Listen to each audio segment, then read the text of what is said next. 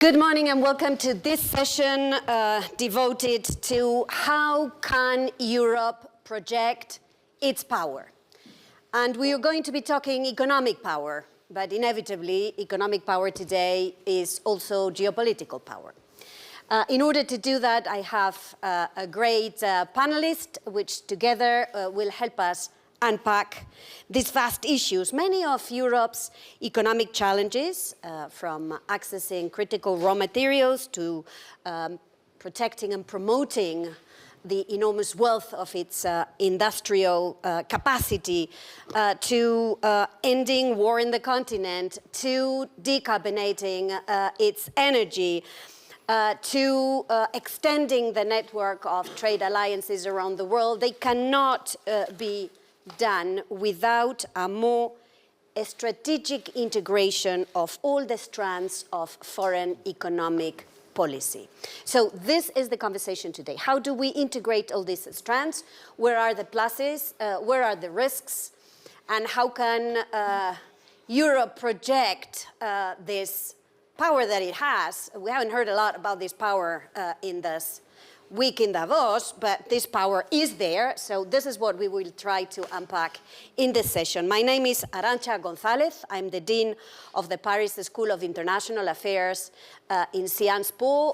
Let me begin the conversation with Commissioner Maros Sefcovic.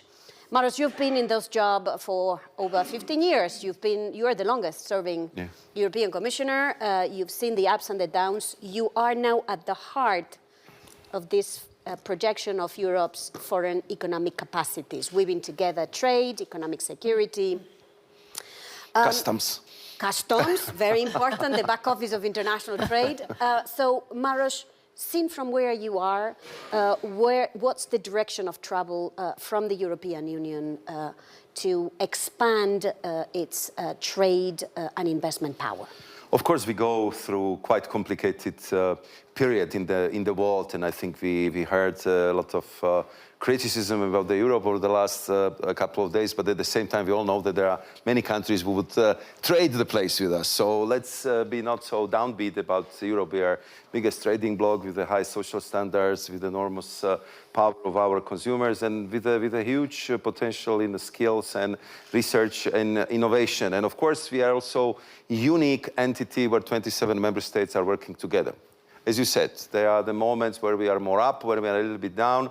What I would say, it's very important to tell our audience, I would say this morning, that the European leaders got the message. We need to be much more competitive. We need to cut the red tape. And of course, we need to focus much more attention to the, I would say, economies of the future, to the technologies of the future, if we want to be carbon neutral, if we want to remain, I would say, very important actor on the international global scene. And I have to say that in my new role of Trade and Economic Security Commissioner since the 1st of December, what I have seen is this, I would say, unparalleled increase of the interest of our partners in striking free trade agreements. There is clearly the momentum with our partners who sees in Europe partner who is transparent, predictable, who respects the rule of law, who respects the agreement, and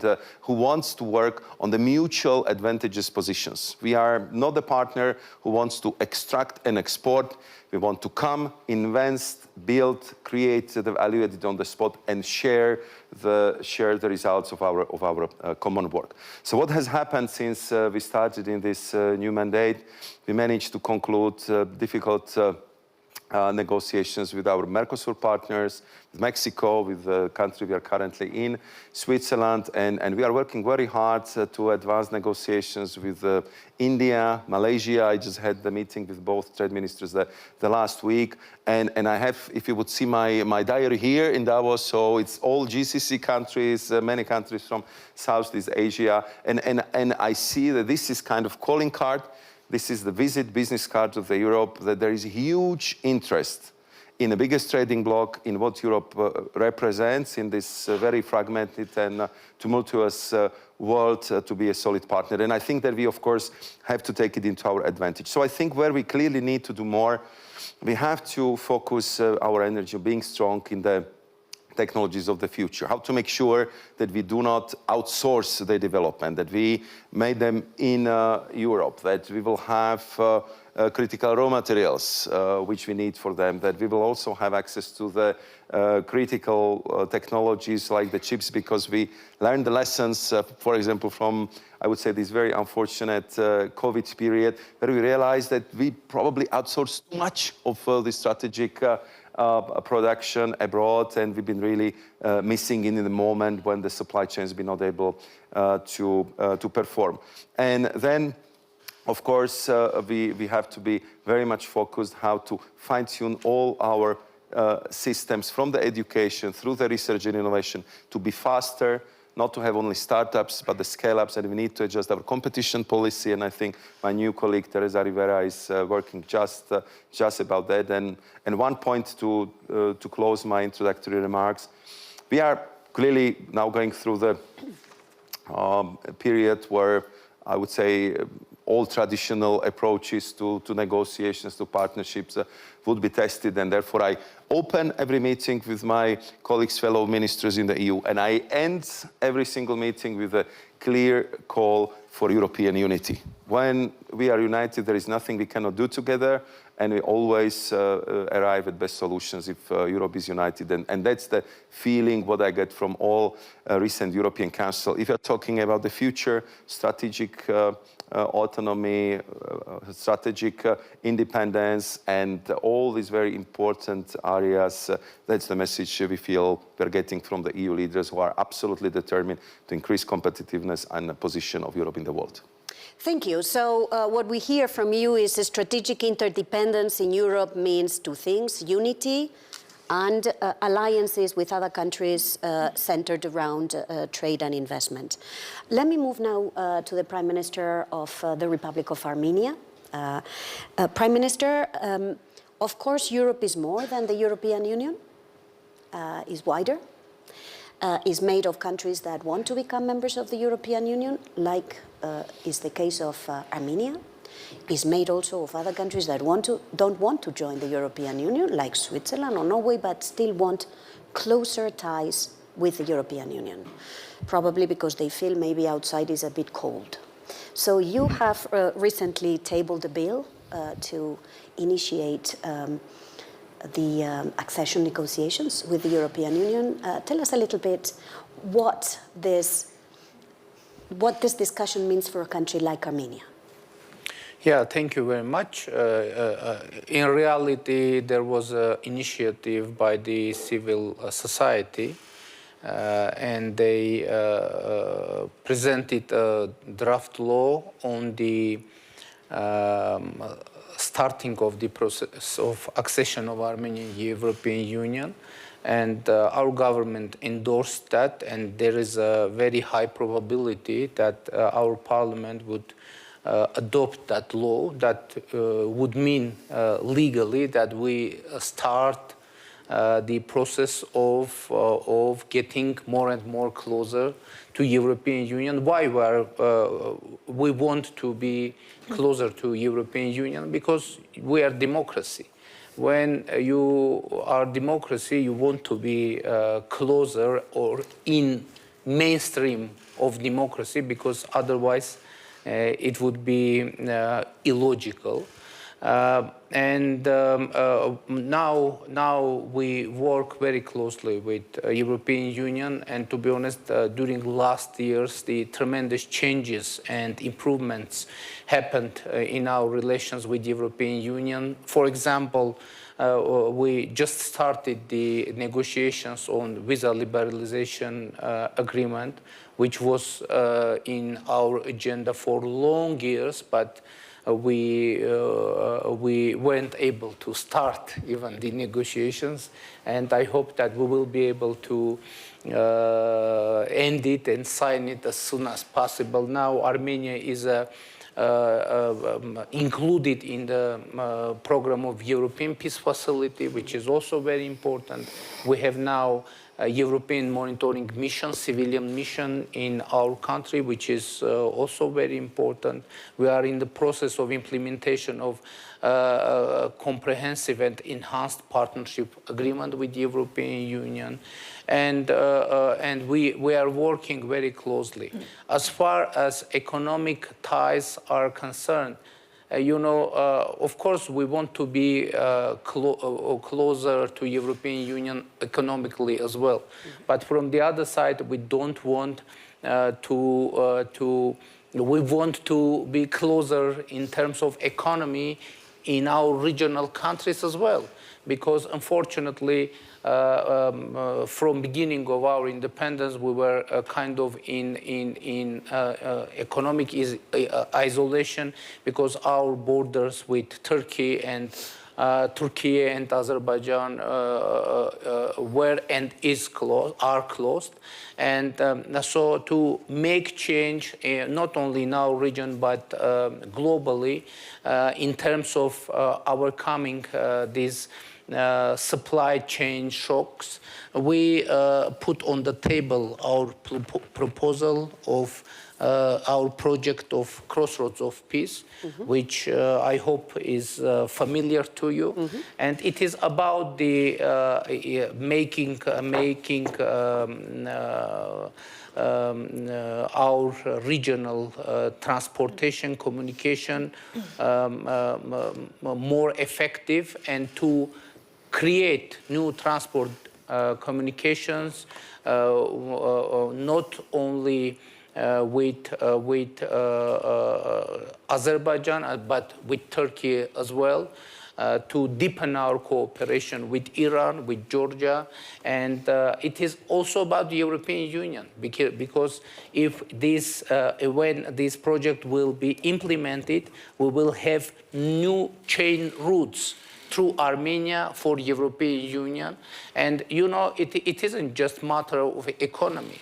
It is also very important security factor, because you just mentioned interdependence as a very important factor for overall stability and security. But of course, this project will work in case or when we will be able to create sustainable peace with Azerbaijan, which unfortunately isn't the case now. We are working usually, and it is very important. Now we need to be able to establish diplomatic relations with Turkey, and we are working on this topic as well. Usually people are asking whether I'm optimistic or pessimistic on this matter. I should say that I'm not optimistic and nor pessimistic. I'm pragmatic. I just understand that we need to work until the task is solved. The main and I think most important thing, not to be derailed from peace agenda. We need to concentrate it on the goal and to continue to work without giving up, without being frustrated. And but in this case, in that way, of course, we need to have support of international community, and I hope that this support will be delivered. Thank you, Prime Minister. I mean, you reminded me of what my former boss in the European Commission, Jacques Delors, used to say. You don't have to choose between being an optimist or a pessimist. You have to choose to be activist. Yeah. So what you've put on the table in this concept of strategic interdependence is the enlargement dimension, enlargement of the European Union, but also the security and stability of the wider region that to the east of Europe that matters a lot also for projecting Europe's power. Let me now move to Ilham Kadri. Ilham Kadri, you are the CEO of what is now known as Syensqo. People know the old name, Solvay. But you're also the president of the European chemicals industry. So I want to ask you, you've been at the heart of the efforts to look at what Europe needs to do to improve its competitiveness, the so-called Draghi report, the efforts at integrating more the European market, the Letta report. What do you need Europe to do now to improve the competitiveness of the European industry that is our powerhouse? So first of all, well, thank you for having me. I must say I'm an optimist because since the beginning of Davos, competitiveness is back in the agenda. With Ms. President Ursula von der Leyen, Mr. Commissioner, there was not one meeting where people didn't talk about competitiveness. So that's number one. I think to talk about the power of Europe is about having a strong economy. And strong economy means a strong industry, and strong industry means a strong chemical industry. And obviously, I'm representing today the chemical industry. A year ago, in February, we gathered with 73 global CEOs representing the chemical industry around Ursula von der Leyen, and we handed over the Antwerp Declaration with 10 points around how to restore competitiveness and trust with the private sector. Meanwhile, we are happy because the Draghi's report, Letta's reports, they include those 10 points. So, first of all, I think there is a big need of regulatory, simplification. So happy to hear that there is now a target to simplify, to move the red tapes. Let me give you an example. In the chemical industry, since I moved to Europe back in 2019, there was 14,000 pages of regulation published just for the chemical industry. I'm hiring more people in the legal and compliance departments than in my innovation departments, okay? So Europe and the chemical industry is extremely regulated, and we like regulation, but now it's a burden, specifically for the small and medium-sized companies who cannot handle it, right? And when we get into the soup of alphabets of reporting, CSRD, CSSS, taxonomy, etc., we see that our small and medium-sized companies cannot deal with, and therefore we are destroying the fabric of the industry, the chemical industry in Europe. So we are calling to really simplify, simplify, simplify. We are calling it to move in those red tapes, right? Which will mean efficiency, more investments, right? Because as an industry, as a business person, I need transparency and predictability. The second thing in the regulatory, we need cohesion. You talked about Delors. Delors' vision of single markets. Yeah. There is no single market today in Europe. We need these single markets. We need it from the demand, because when I put a plant in France or in Italy or in Belgium, it's at the service of the whole European demand. I need that demand. We need to create that demand around clean technologies, which the Green Deal has been pushing us to really work on, right? We need cohesion in the chemical management, for example, framework, right? We need that single market, and we need it badly in terms of demand, in terms of cohesion, in terms of flow of goods between. So we need unity in a way, not uniformity. We know Europe is different culture, but we need unity, and probably this 28 regime, above and beyond the 20 member of states in some strategic value chains. And I'm talking about electrification, I'm talking about defense, I'm talking about semiconductors. There is no EV in the world, there will be no semiconductor without a strong chemical industry. And to give you another data point, the chemical industry in Europe lost 11% market share in the past 15 years.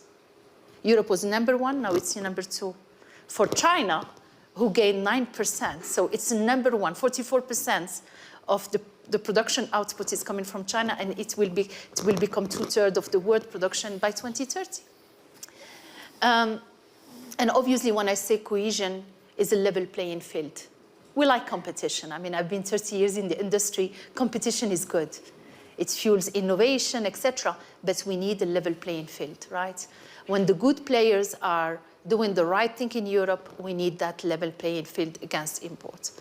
The last one is about regulatory recognition. When you do all of this, where is the recognition? And recognition, don't put me wrong, it's not about subsidies and money. We have enough. I think what I'm talking about is that capital union, which Ms. President talked about that, and I think it's in the heart of the discussion of the new EU Commission members. So we need that capital union. We need that liquidity in Europe. We need to promote those investments, right, against very strong USA and, state economy in China. So all in all, I think I'm not going to talk about energy. Patrick is going to do it better than me because, without energy, we are nobody. Correct. So we need that affordability and availability and resilience. But definitely to finish with, it's about innovation. Europe has been the land of innovation.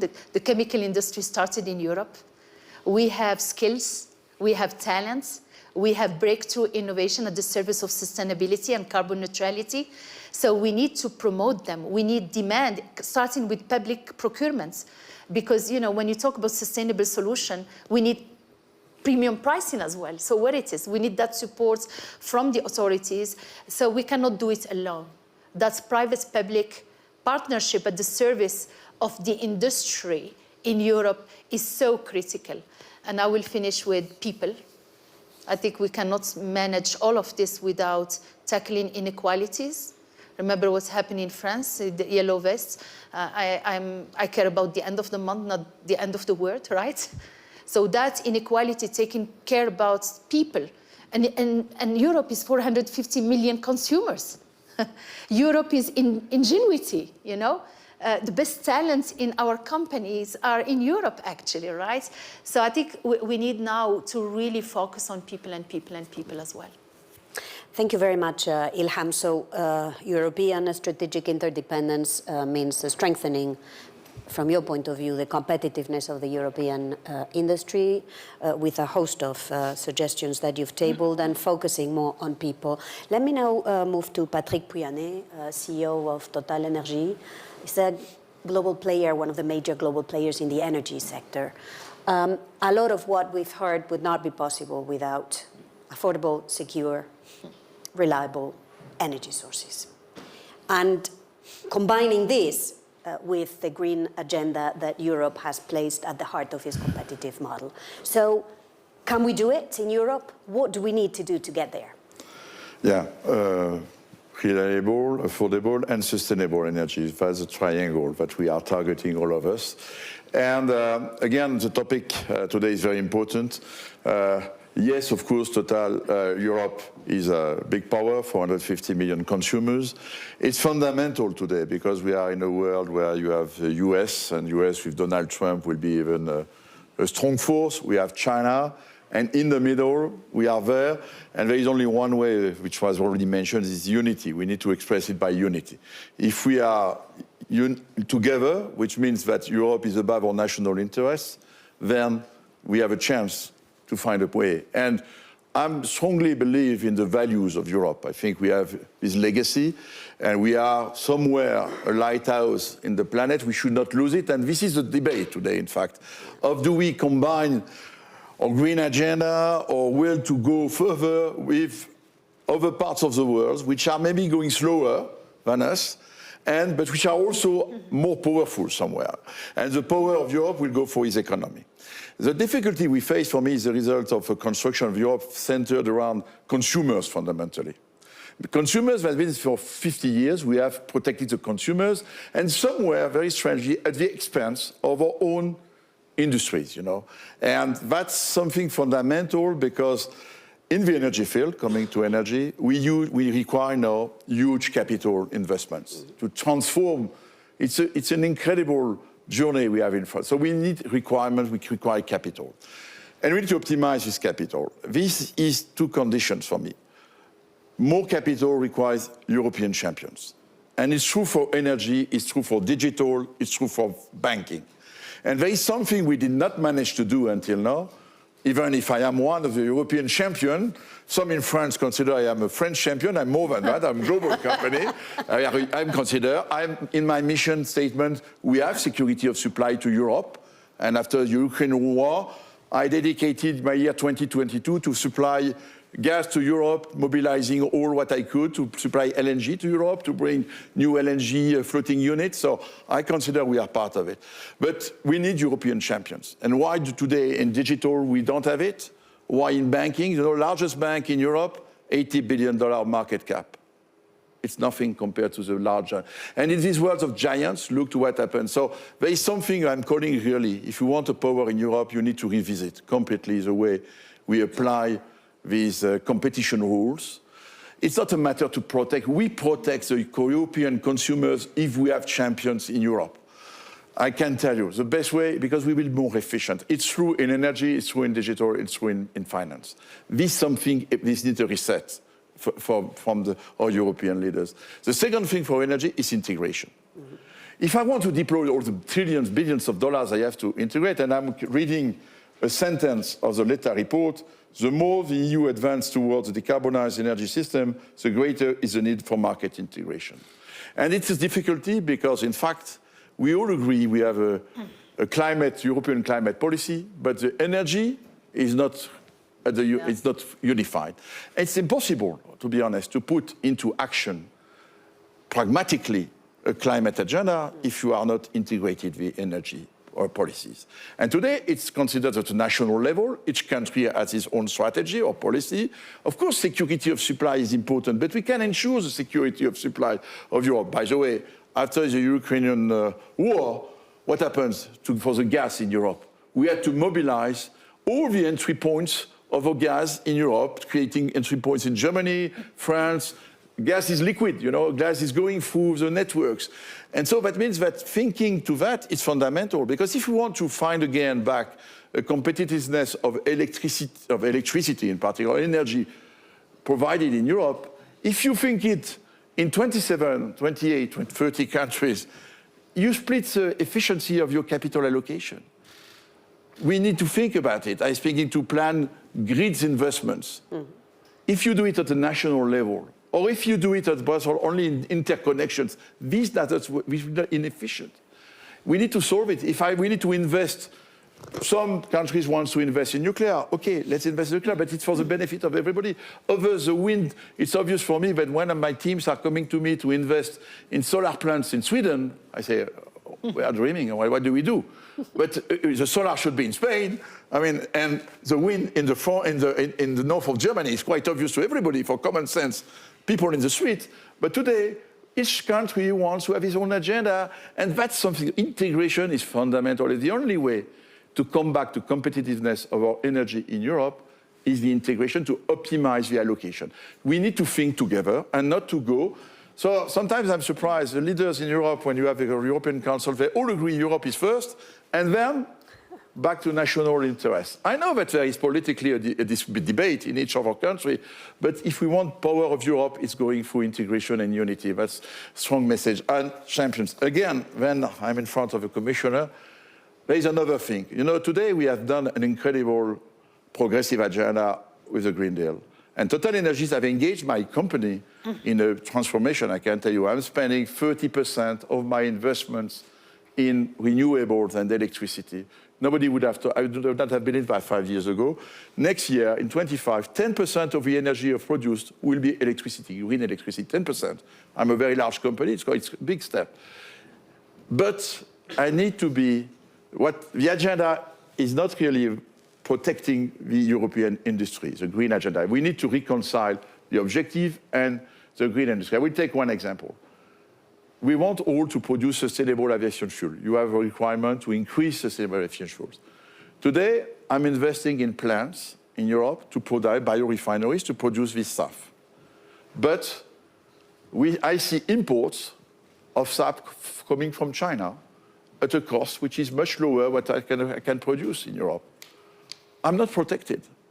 So if you want a power industry or Europe, we need now to reconcile the green agenda and to protect our industry. The US have done it under Biden. The IRA was blessed by everybody, but knowing the IRA was super powerful. solar panels, I'm a big investor in solar in the US.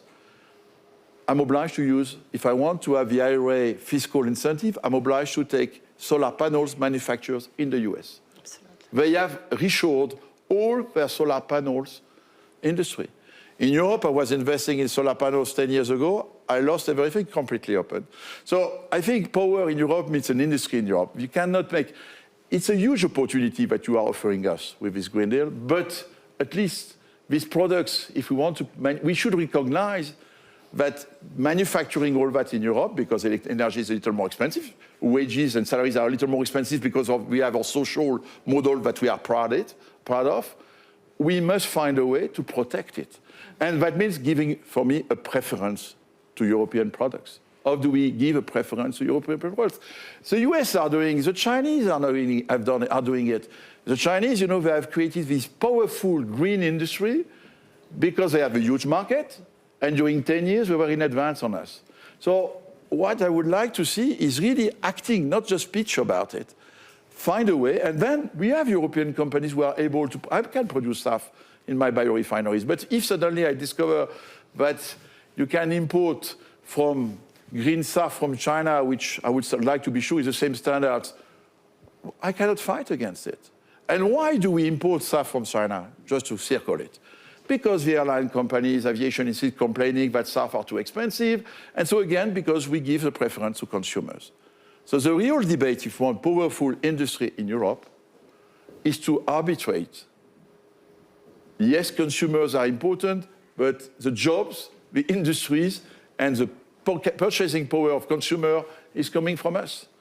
And so we cannot, so it's what I hope. I know that there will be a zero, I don't know how you call it, next communication of the process. I hope we will see that. But it's time to wake up together and to do it, and not just to speak.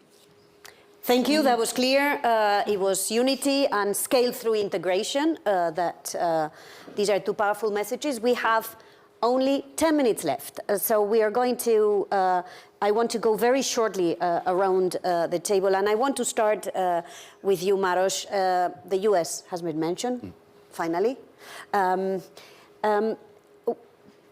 Are you thinking of, or what would you need to change in the trade policy of the EU to face a more aggressive Trump administration?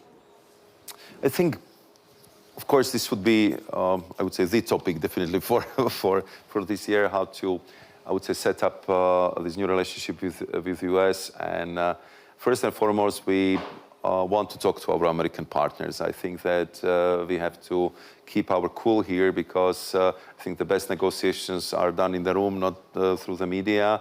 I think if I look at the overall figures, we had a chance to discuss it yesterday. It's true that we have surplus in trade in goods, but US has quite significant surplus in services. So if we take both, and I think in every trade conversations, both goods and services are always taken together. So we are talking about the trade deficit of around 50 billion euros. And if you compare it with the overall trade volume of 1.6 trillion euros, I think this is putting it to the perspective that we should be able to solve this problem very, very quickly. That would be, of course, my intention, and I think that we should also bear in mind the fact that we have huge interdependencies. I mean, there is 5 trillion of mutual investments, mutual assets. By the way, 2/3 of American assets in Europe.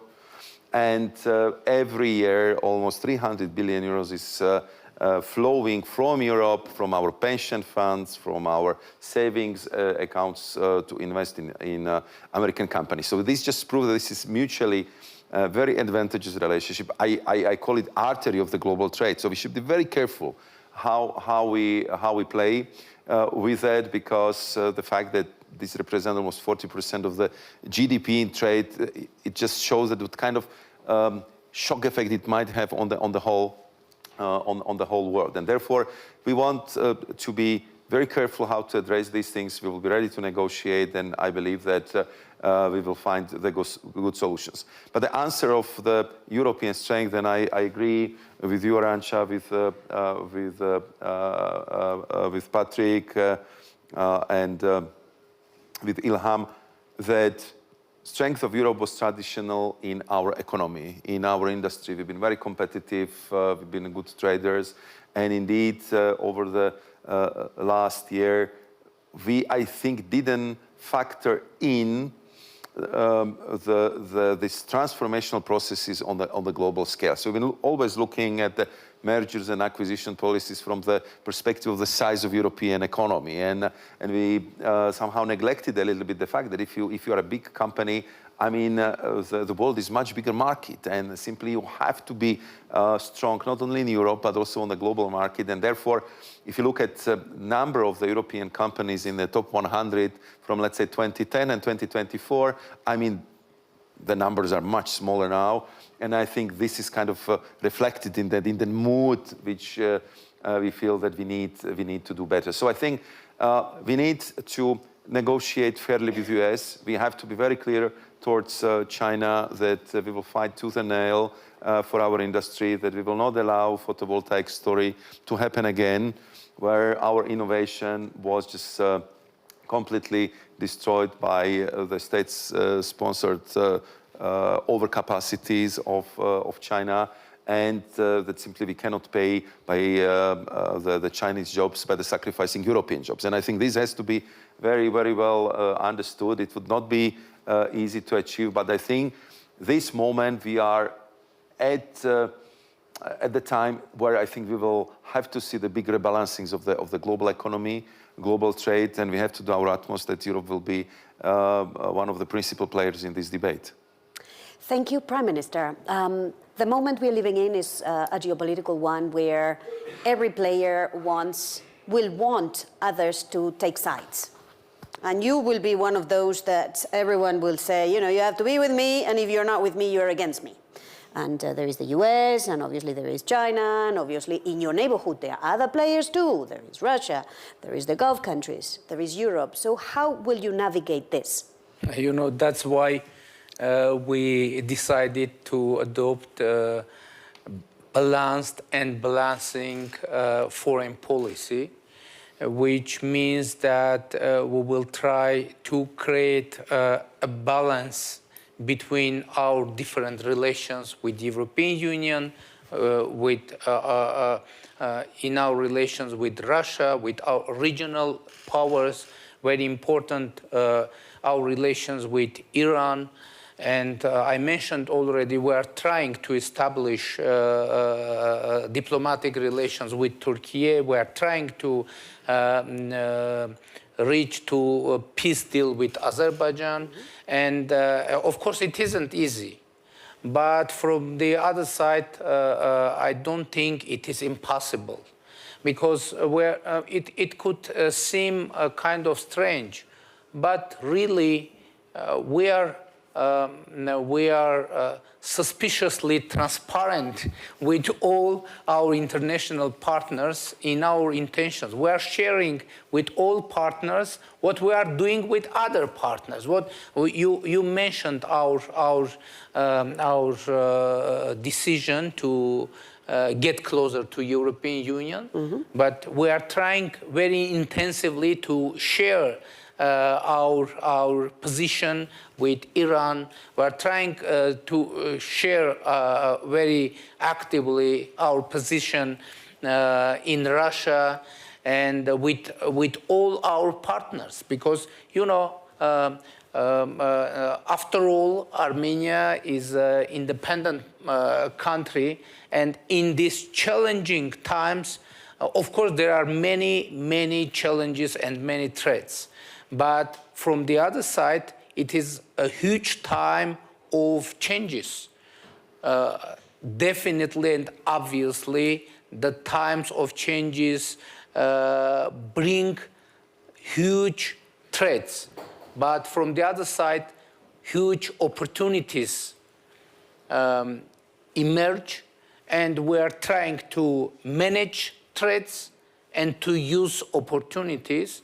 And that is, I think, only pragmatic way to go forward, but not forgetting about balances.